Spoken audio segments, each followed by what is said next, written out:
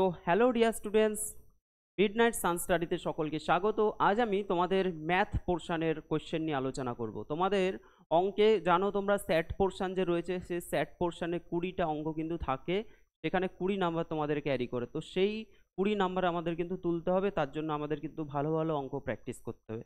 আজকে আমি তোমাদের যে অঙ্কের চ্যাপ্টারটা করাবো হলো সেটা হলো শতকরা। তো শতকরা চ্যাপ্টারের যে সমস্ত অঙ্কগুলো রয়েছে, যে টাইপগুলো রয়েছে, সেই টাইপের আমরা অঙ্কগুলো প্র্যাকটিস করব। এবং তোমাদের তোমরা জানো যে তোমাদের যে সময় কিন্তু হাতে কম থাকবে, সেই হিসেবে তোমাদের প্র্যাকটিস করতে হবে। তো অঙ্কগুলোকে আমাদের একটু শর্টকাট ট্রিক্সের মাধ্যমে কিন্তু কমপ্লিট করতে হবে।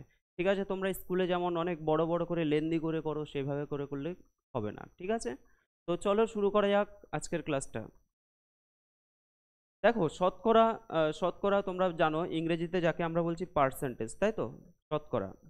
তো শতকরার হিসাবের ক্ষেত্রে বেশ কিছু প্রসেস আছে, যেটাতে আমরা ক্যালকুলেশনগুলো অনেক ইজিভাবে ক্যালকুলেশনগুলো করতে পারি। তো আমি এক এক করে তোমাদের দেখাবো। প্রথম প্রশ্ন দেখো, বলছে যে 200 টাকার 12% কত হবে? আচ্ছা, তোমাকে যদি বলা হয় যে 12% মানে কত, 12% মানে হলো 12/100। যদি বলে 20% মানে কত, তাহলে মানে কি 20/100। তার মানে পার্সেন্টেজ মানে হলো 100-র মধ্যে কত। পার্সেন্টেজ মানে কি 100-র মধ্যে কত। বললো যে 10%, 10% মানে কত? ধরো 10/100। ঠিক আছে, ধরো তুমি একটা বই কিনলে, সেটা ধরো দাম আছে 100 টাকা। এখন সেই বইটাতে তোমাকে 10% বলছে যে ডিসকাউন্ট দেবে, অর্থাৎ 10% তোমাকে ছাড় দেবে। তার মানে কি 100 টাকায় আমাকে 10 টাকা ছাড় দেবে। এবার 100 টাকায় যদি 10 টাকা ছাড় দেয়, তাহলে বইটার দাম কত হয়ে যাবে? 90 টাকা হয়ে যাবে। ঠিক আছে, বইটার দাম হয়ে যাবে 90 টাকা। আবার ধরো একটা বইয়ের দাম হলো 400 টাকা, একটা বইয়ের দাম 400 টাকা। এখন বইটার দাম যদি 400 টাকা হয়, তোমাকে ধরো 10 টাকা ডিসকাউন্ট দিল, মানে 10% ডিসকাউন্ট দিচ্ছে, 10% ধরো ছাড় দিচ্ছে। এখন এই 400 টাকার উপর যদি আমাকে 10% ছাড় দেয়, তাহলে 400 টাকার উপর 10% ছাড় মানে কত? 10/100। 10% মানে কত? 10/100। তো এখানে দেখো কত হচ্ছে, 4×10=40 টাকা।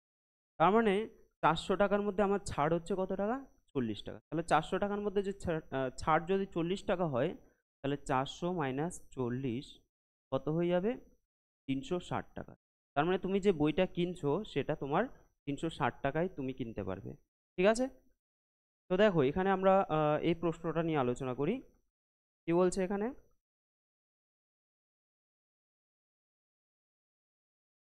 200 টাকার 12%, তাই তো? ওকে, দেখো 200 টাকার 12% বলছে, তাহলে 200 টাকার 12% মানে হলো 200 × 12/100। সিম্পল হিসাব। 200 টাকার 12%, 12% মানে 12/100 করলে কত হবে? এটা 0 0 কেটে দাও, 12×2=24, 24 টাকা হয়ে যাবে। অপশান সি হয়ে যাবে সঠিক অ্যান্সার। ঠিক আছে, পরের প্রশ্ন দেখো। পরের প্রশ্ন বলছে যে 5/4 এর শতকরা হার কত হবে? 4/5, 4/5 আছে, 4/5 এর শতকরা হার কত হবে? দেখো শতকরা হার কোন একটা ভগ্নাংশ, এটা তো একটা ভগ্নাংশ। 4/5 কি একটা ভগ্নাংশ? যখন কোনো ভগ্নাংশকে শতকরায় প্রকাশ করতে বলবে, তখন তার সাথে আমরা 100 গুণ করে দেব। কি করব?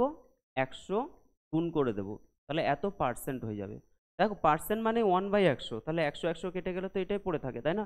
তার মানে কি এত এর শতকরা হার কি হবে? গুণ 100 করে দিতে হবে। এবার 5 দিয়ে যদি আমরা 100কে কাটি, 5×100, 4×2=8, অর্থাৎ 80%। কত হয়ে গেল? 80%। অপশান এ হয়ে যাবে সঠিক অ্যান্সার। পরের প্রশ্ন, কোয়েশ্চেন নাম্বার 3। দেখো একই টাইপের প্রশ্ন বলছে যে 1/8 শতকরা হার কত হবে? 1/8 এর শতকরা হার কত হবে, সেটা আমাদেরকে বের করতে হবে। তাহলে আমরা কি করব? আমরা বলেছি যে যদি কোনো ভগ্নাংশ থাকে, সেটাকে যদি আমরা শতকরায় নিতে চাই, ভগ্নাংশকে যদি শতকরায় নিতে চাই, তাহলে আমাদের 100 দিয়ে গুণ করে দিতে হবে। গুণ কত? 100, এত পার্সেন্ট।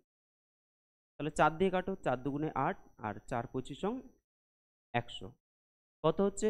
25/2। 25/2%, তাহলে 25-এর অর্ধেক মানে কত? 12.5%। কত হয়ে যাচ্ছে? 12.5%। ঠিক আছে, 12.5%। তাহলে অপশান কি হয়ে যাচ্ছে? অপশান ডি হয়ে যাবে সঠিক অ্যান্সার। এবার দেখো এই যে তোমাদের আমি কয়েকটা জিনিস এখানে শর্টকাট ট্রিক্স একটু বলে দিই, যেগুলো তোমাদের এই অঙ্কগুলো করতে অনেক সুবিধা হবে। দেখো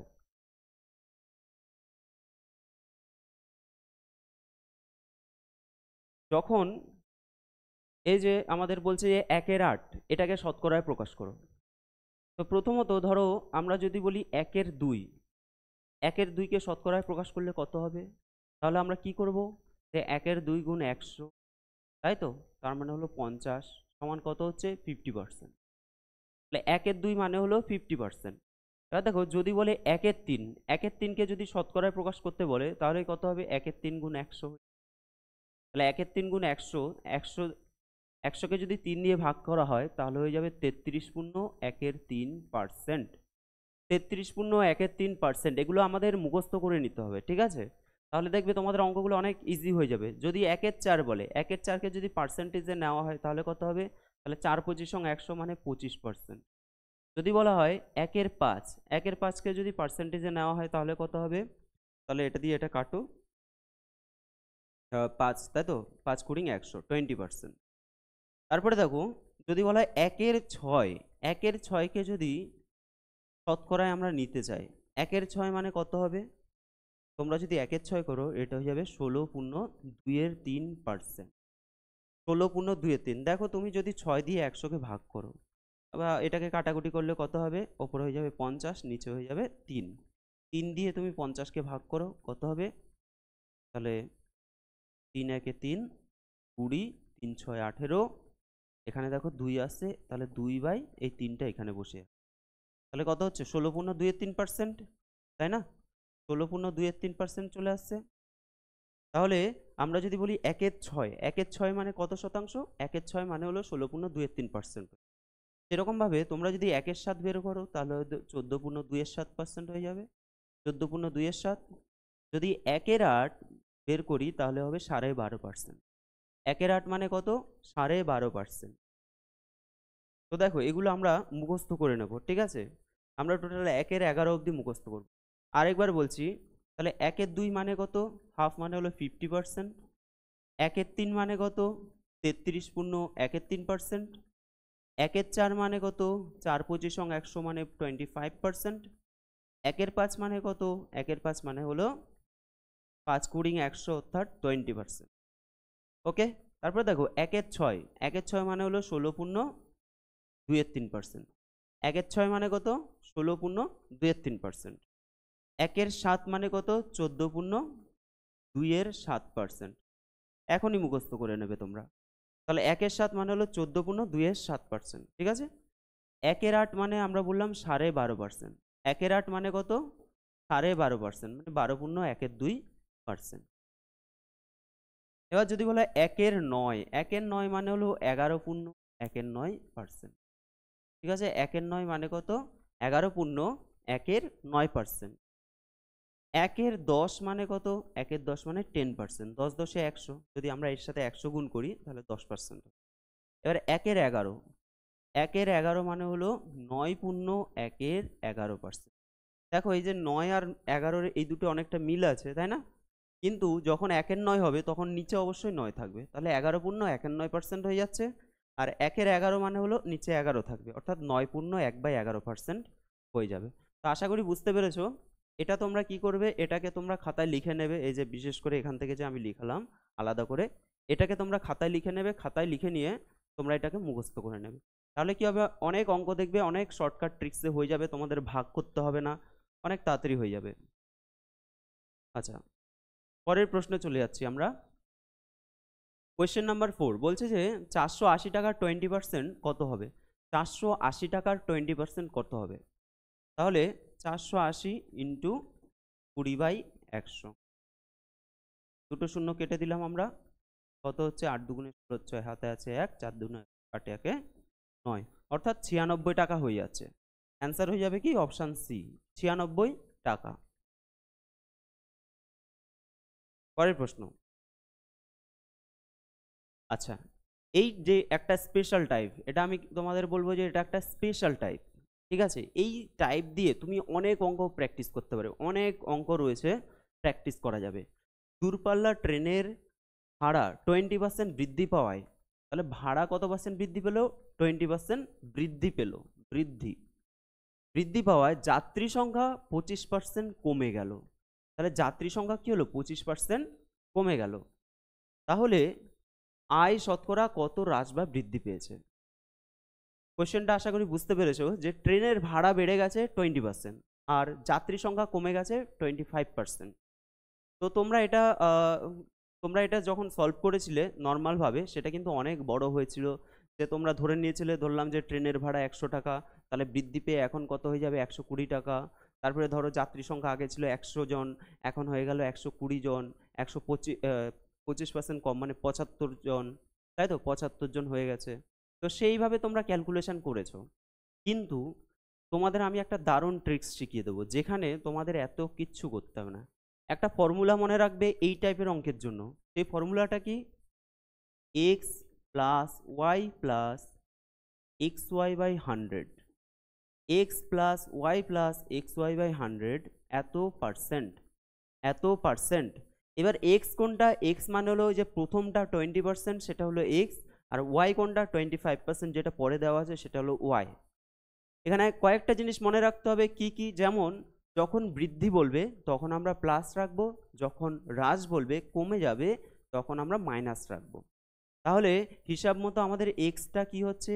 এক্স এর মান হয়ে যাচ্ছে +20, যেহেতু বৃদ্ধি পাচ্ছে তার জন্য এক্স এর মান হয়ে যাচ্ছে +20 আর 25%, তাই তো?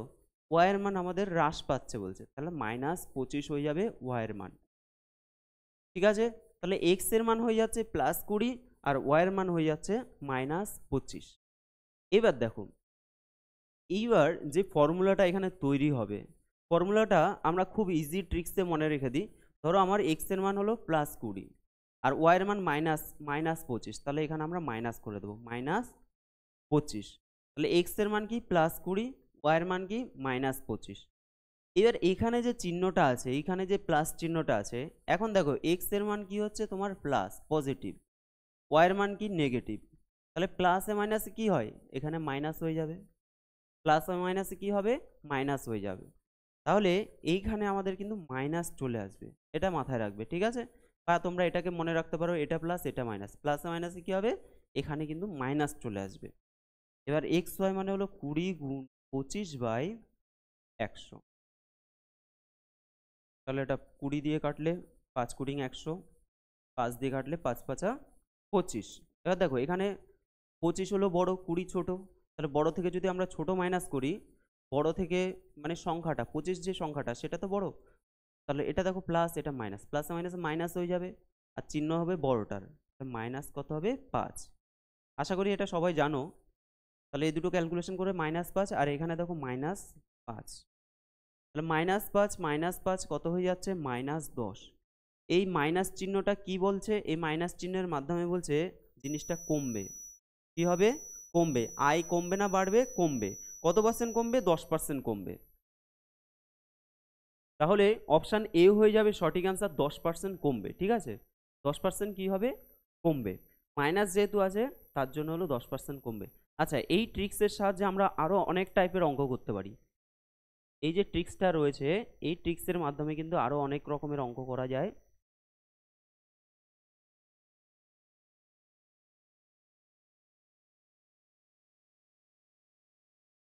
দেখো, তো তোমরা আশা করি এটা টুকে নেবে সবাই। আমি এটা মুছে দিচ্ছি। এই যে ফর্মুলাটা আমরা ইউজ করলাম, x plus y plus x y by 100, ঠিক আছে, এই ফর্মুলাটা কোন কোন ক্ষেত্রে ইউজ করা যায়? তাহলে দেখবে তোমরা এখানেই অনেকগুলো অঙ্ক শিখে যাবে। ধরো আমি বলছি একটা আয়তক্ষেত্র আছে, এটা একটা আয়তক্ষেত্র আছে, সে আয়তক্ষেত্রের এটা হলো দৈর্ঘ্য, এটা হলো প্রস্থ। এখন বলছে যে একটা আয়তক্ষেত্রের এই যে দৈর্ঘ্য আছে, এই দৈর্ঘ্যটা ধরো 20% দৈর্ঘ্যটাকে বাড়ানো হলো। তাহলে দৈর্ঘ্যটাকে কি হলো? 20% বাড়ানো হলো। এবং প্রস্থটাকে ধরো 10% বাড়ানো হলো। তাহলে এটাও বাড়ানো হলো, এটাও ধরো বাড়ানো হলো। তাহলে দৈর্ঘ্যটাকে 20% বাড়ানো হলো, প্রস্থটাকে 10% বাড়ানো হলো। ঠিক আছে, তাহলে বলছে যে ক্ষেত্রফল শতকরা কত কমবে বা বাড়বে। ক্ষেত্রফল শতকরা কত কমবে বা বাড়বে। এই ক্ষেত্রেও আমরা একই ফর্মুলা ইউজ করতে পারি। কি formula? X plus y plus x y by 100 এত%। তাহলে এই ক্ষেত্রে কি হবে? 20 যোগ 10 যোগ 20 গুণ 10/100 হয়ে যাবে। 0 0 কাটো, এখানে কত হচ্ছে? 20 আর 10 30, 30 আর 2 হয়ে যাবে 32%। তাহলে যেহেতু প্লাস এসছে তার মানে কি হবে, ক্ষেত্রফল শতকরা 32% বেড়ে যাবে। আমরা পরবর্তীকালে এই টাইপের অঙ্কও করব, ঠিক আছে? তার আগে তোমাদেরকে আমি বুঝিয়ে দিচ্ছি, তাহলে তোমাদের পরে বুঝতে আরো সুবিধা হয়ে যাবে। আচ্ছা, এটা হতে পারে। তারপর শুধুমাত্র আয়তক্ষেত্র নয়, বর্গক্ষেত্রের ক্ষেত্রেও হতে পারে। বর্গক্ষেত্রের ক্ষেত্রেও হতে পারে। কিভাবে হতে পারে? ধরো আমাকে বলে দিল একটা বর্গক্ষেত্র আছে, একটি বর্গক্ষেত্র আছে এবং তার দৈর্ঘ্য বলে দিল ধরো 10% বৃদ্ধি পায়। তাহলে দেখো, বর্গক্ষেত্রের ক্ষেত্রে তো একটা বাহু মানেই হলো প্রত্যেকটা বাহুই সমান, তাই না? চারটে বাহু সমান, তার দৈর্ঘ্য যা বৃদ্ধি পাবে প্রস্থ তাই বৃদ্ধি পাবে। যদি বলা হয় একটি বর্গক্ষেত্র আছে, সেই বর্গক্ষেত্রের বাহুর দৈর্ঘ্য 10% বৃদ্ধি পেল, একটি বর্গক্ষেত্রের বাহুর দৈর্ঘ্য 10% বৃদ্ধি পেল, ঠিক আছে? তাহলে বাহুর দৈর্ঘ্য যদি 10% বৃদ্ধি পায়, তাহলে প্রত্যেকটাই তো বাহু, তাহলে সবগুলোই 10% করে বৃদ্ধি পাবে। আমরা একই রকম ভাবে যদি আয়তক্ষেত্রের মতো করে ভাবি যে এর দৈর্ঘ্য 10% বৃদ্ধি পাবে, আবার প্রস্থ কি হবে, 10% বৃদ্ধি পাবে, ঠিক আছে? দৈর্ঘ্য 10% বৃদ্ধি পাবে, আবার প্রস্থও কিন্তু 10% বৃদ্ধি পাবে। তাহলে এখানে আমাদের এক্স হলো +10, আবার ওয়াইও কিন্তু +10, এটা মাথায় রাখতে হবে। হয়তো আমাদের ডেটা একটা দেওয়া থাকবে, সেটা হলো 10%। তাহলে আমাদের এখানে দুটো ডেটা আমরা ধরে নেব, এক্সও এবং ওয়াইও দুটোই সেম, যেহেতু বাহুর দৈর্ঘ্য প্রত্যেকের সেম হয়, ঠিক আছে? এবার দেখো, x plus y plus x y by 100 হলো। তাহলে কত হচ্ছে, 10 10 20 20, আর এখানে 1 হবে 21%। শতকরা কত পার্সেন্ট বৃদ্ধি পায়? শতকরা 21% বৃদ্ধি পাচ্ছে, ঠিক আছে? এবার হ্রাসের ফ্যাক্টর আসলে আমরা তো মাইনাস দেখেছি, যখন হ্রাস হবে তখন আমরা মাইনাস করে নেব। তো আশা করি বুঝতে পেরেছো এই টাইপটা, আশা করি তোমাদের অসুবিধা হবে না। তো আমরা তবুও আরো প্র্যাকটিস করব। পরের প্রশ্নে চলে যাচ্ছি। দেখো কোয়েশ্চেনটা কি বলছে যে 133%কে দশমিক ভগ্নাংশে প্রকাশ করি। 133% বলছে, তাই তো? একে যদি আমরা দশমিক ভগ্নাংশে প্রকাশ করি তাহলে কি হবে? আচ্ছা, 133%, তোমাদের আমি বলেছিলাম যে ধরো আমি বললাম যে 5%, 5% মানে কত, 5/100। ধরো বলছে যে 10%, 10% মানে কত, 10/100। ধরো বললো যে 50%, 50% মানে কত, 50/100, তাই না? তাহলে আমাদের যদি বলা হয় যে 133%, 133%, তাহলে কি হবে, 133/100, ব্যাস, হয়ে গেল, একদম ইজি। এখানে দেখো, এখানে একটু ক্যালকুলেশন করতে হবে। এখানে দেখো দুটো শূন্য নিচে আছে, তোমরা জানো যে ভাগ যদি করা হয় তাহলে কি হবে, দশমিক সংখ্যা দিয়ে আমরা, যদি নিচে দুটো শূন্য থাকে তাহলে এখানে কি হবে, দু ঘর আগে দশমিক চলে আসবে, অর্থাৎ এটা হয়ে যাবে 1.33, তাই তো? দুটো শূন্য থাকলে কি হবে, দু ঘর আগে দশমিক বসে যাবে, তার মানে 1.33 অ্যান্সার হয়ে যাবে। অপশান ডি হয়ে যাবে সঠিক অ্যান্সার, অপশান ডি। ওকে, পরের প্রশ্ন, কোয়েশ্চেন নাম্বার 7। 7 নম্বরের প্রশ্নে কি বলছে যে এ বি এর 25% বেশি কিন্তু সি এর 25% কম আয় করে। আচ্ছা, এর কথা বলছে, বলছে এ যে আয় করে সেটা কি না, বি এর 25% বেশি আয় করে, কিন্তু আবার সি এর 25% কম আয় করে। তারা প্রত্যেকে কোনো মাসে যদি 9,400 টাকা আয় করে, তাহলে সি এর আয় কত হবে? ঠিক আছে, তো দেখো কিভাবে সলভ করবে এটা। বলছে এ বি এর 25% বেশি আয় করে, তাহলে এ আয় করছে কি, বি এর 25% বেশি। বি যদি আমরা বলি 100 টাকা আয় করে, বি যদি 100 টাকা আয় করে, তাহলে এ আয় করবে কত টাকা, 125 টাকা। দেখো বলছে এ এ কি করছে, বি এর 25% বেশি আয় করছে, বি এর 25%, তাহলে কি, বি যদি 100 টাকা হয় তাহলে তার 25% মানে 125, তাই তো? এ তাহলে 125 টাকা আয় করবে, এটা একটা গেল। আবার আরেকটা কি বলছে, আরেকটা বলছে কিন্তু সি এর 25% কম আয় করে। কার কথা বলছে, এ সি এর 25% আয় কম করে। তাহলে সি যদি ধরো 100 টাকা ইনকাম করে, তাহলে এ ইনকাম করবে কত টাকা, এ ইনকাম করবে 75 টাকা। 100 থেকে 25 মাইনাস করে দাও, 75 টাকা, ঠিক আছে? তাহলে এ সি এর 25% কম আয় করে, এ আয় করছে কি, সি এর 25%, তাহলে সি কে আমরা 100 ধরবো, তাহলে এ হয়ে যাবে কত, 75। আশা করি এইটুকুনি প্রত্যেকে বুঝতে পেরেছো।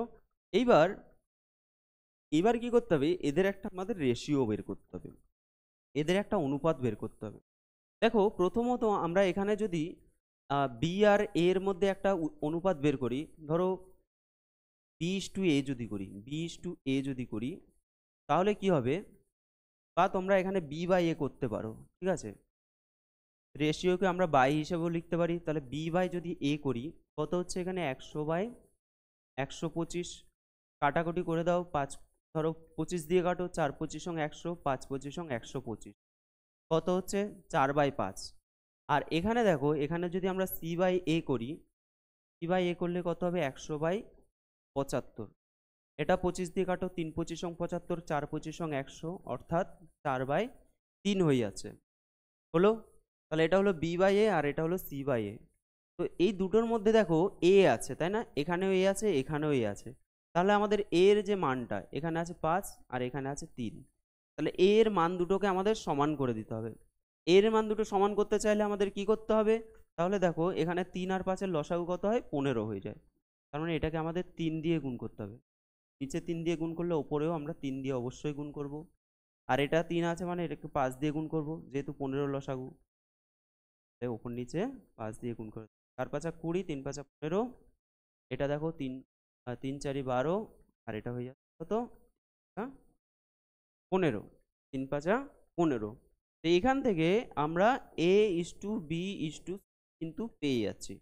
তাহলে এ কত হচ্ছে, দেখো এ হলো 15, বি কত হয়ে যাচ্ছে, বি হলো 12, আর সি হয়ে যাবে কত, 20 হয়ে যাবে, তাই না, সি হয়ে যাবে 20। তো আশা করি বুঝতে পেরেছো। এইবার তাহলে A is to B is to C মানে কত, 15:12:20, A is to B is to C এর রেশিও আমরা পেয়ে গেলাম। এখন বলছে যে তারা সকলে প্রতি মাসে 9,400 টাকা তারা কি করছে না আয় করছে, তাই তো, 9,400 টাকা আয় করছে। তো দেখো এখানে আমরা তোমরা অনেক রকমভাবে এই অঙ্কটা করতে পারো।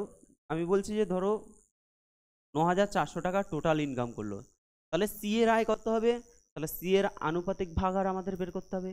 আনুপাতিক ভাগার কিভাবে বের করব, দেখো সি এর রেশিওটা কত আছে 20, তাহলে উপরে লিখবো আমরা 20, আর নিচে কি করব, আমরা 3টেকে যোগ করে দেবো, কত হচ্ছে 5×2=7, আর এটা হলো 2 3 4 47, টোটাল 47, ঠিক আছে। 47 ভাগের মধ্যে 20 ভাগ হলো সি এর, এটা হলো আনুপাতিক ভাগার, তোমরা প্রত্যেকে জানো, ঠিক আছে। এইবার আমাদের টোটাল মাসে ইনকাম হচ্ছে 9,400, তার মধ্যে সি কত পাবে, এটা সি এর টাকা। এবার দেখো এটা কাটাকুটি করো,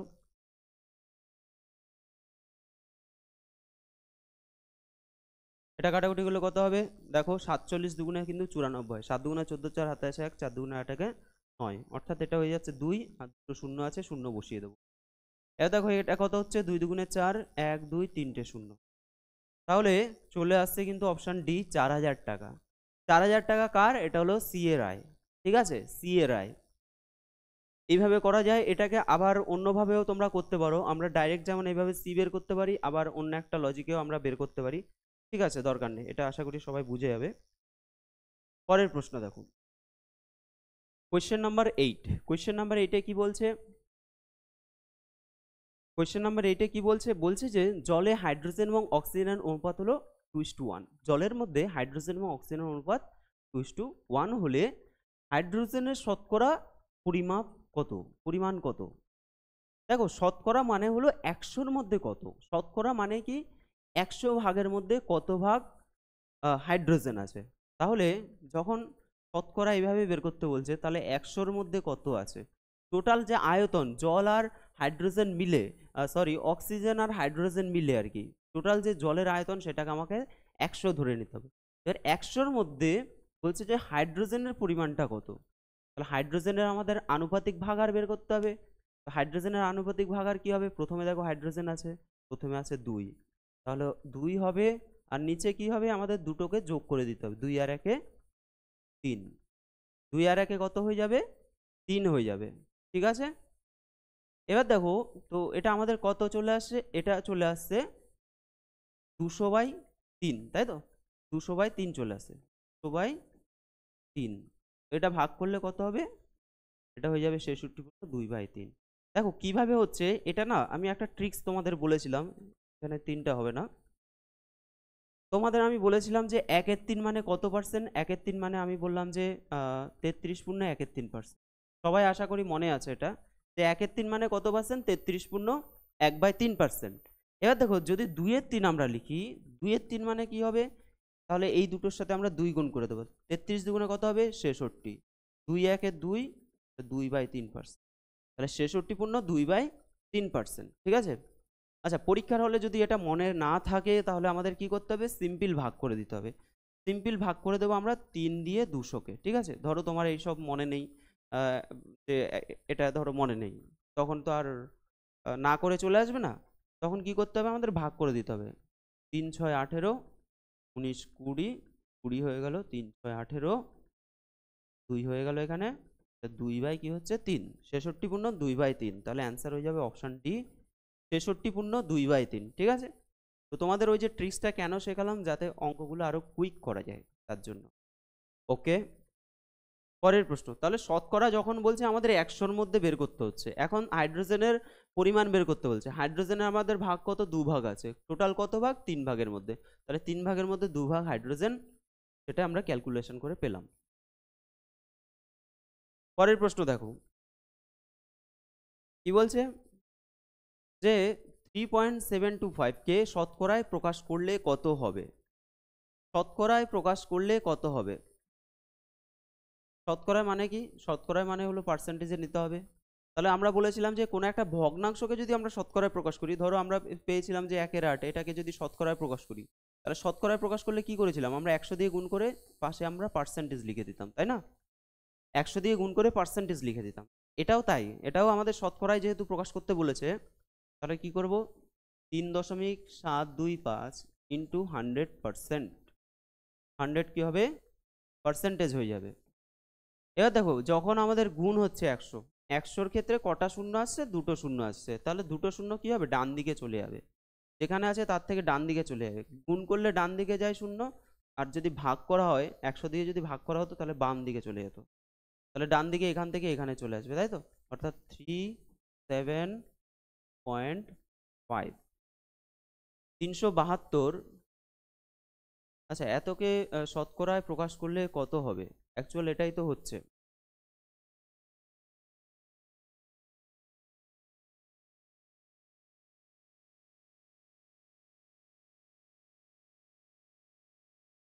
শতকরায় প্রকাশ করতে বলছে তো, তাই না? অ্যাকচুয়াল এটাই হচ্ছে, কিন্তু কোশ্চেনটা যদি ঘুরিয়ে বলতো,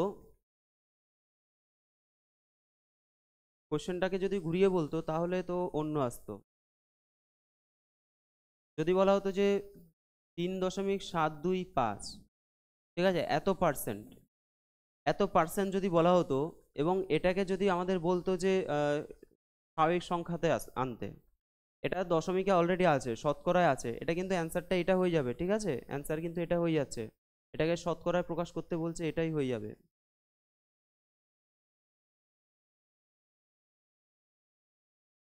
আর যদি এটা পার্সেন্টেজ দেওয়া থাকতো, যদি বলতো যে এত পার্সেন্ট মানে কত টাকা, তাহলে এই ক্ষেত্রে আমাদের কি হতো? যে 3.725 বাই কি হয়ে যেত? 100 হয়ে যেত। 100 হয়ে গেলে কত হবে? এখানে 2 ঘর আগে দশমিক চলে আসবে, তাহলে 0.03725, ঠিক আছে? 0.03725, অর্থাৎ সেক্ষেত্রে আমাদের অপশান এ হয়ে যেত, ঠিক আছে?